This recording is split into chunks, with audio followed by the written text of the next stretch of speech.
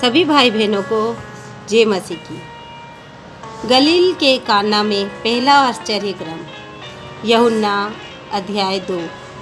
फिर तीसरे दिन गलील के काना में किसी का विवाह था और यीशु की माता भी वहाँ थी। यीशु और उसके चेले भी उस विवाह में निमंत्रित थे।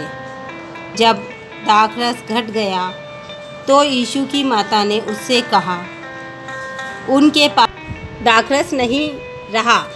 यीशु ने उससे कहा, हे महिला, मुझे तुझसे क्या काम, अभी मेरा समय नहीं आया। उसकी माता ने सेवकों से कहा, जो कुछ वह तुमसे कहे वही करना।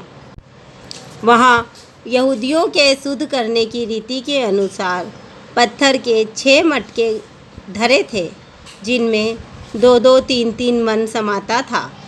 यीशु ने उनसे कहा, मटकों में पानी भर दो। उन्होंने उन्हें मुँहामुँह भर दिया। तब उसने उनसे कहा, अब निकालकर भोज के प्रधान के पास ले जाओ। और वे ले गए। जब भोज के प्रधान ने वह पानी चखा जो दाखरस बन गया था और नहीं जानता था कि वह कहाँ से आया है, परंतु जिन सेवकों ने पानी निकाला था वे जानते थे, तो भोज के प्रधान ने दूल्हे को बुलाकर उससे कहा, हर एक मनुष्य पहले अच्छा दाखरस देता है और जब लोग पीकर छक जाते हैं तब मध्यम देता है, परंतु तूने अच्छा दाखरस अब तक रख छोड़ा है। यीशु ने गलील के काना में अपना यह पहला चिन्ह दिखाकर अपनी महिमा प्रकट की और उसके चेलों ने उस पर विश्वास किया। इसके बाद वह और उसकी माता और उसके भाई और उसके चेले कफरनहूम को गए और वहाँ कुछ दिन रहे। यहूदियों का फसह का पर्व निकट था और यीशु यरूशलेम को गया। उसने मंदिर में बैल, भेड़ और कबूतर के बेचने वालों और सर्राफों को बैठे हुए पाया। तब उसने रस्सियों का कोड़ा बनाकर सब भेड़ों और बैलों को मंदिर से निकाल दिया और सर्राफों के पैसे बिखेर दिए और पीड़ों को उलट दिया और कबूतर बेचने वालों से कहा, इन्हें यहाँ से ले जाओ।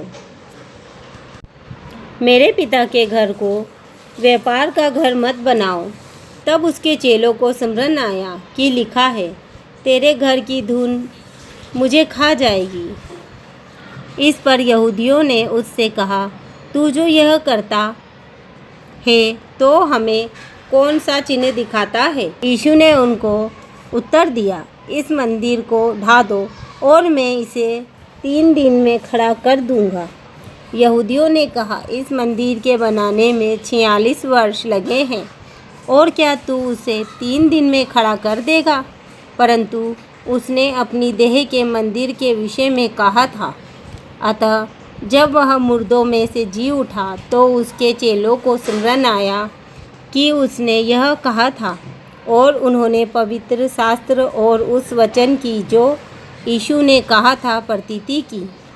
जब वह यरूशलेम में फसह के समय पर्व में था तो बहुतों ने उन चिन्हों को जो वह दिखाता था देखकर उसके नाम पर विश्वास किया, परंतु यीशु ने अपने आप को उनके भरोसे पर नहीं छोड़ा, क्योंकि वह सबको जानता था और उसे आवश्यकता न थी कि मनुष्य के विषय में कोई गवाही दे, क्योंकि वह आप ही जानता था कि मनुष्य के मन में क्या है।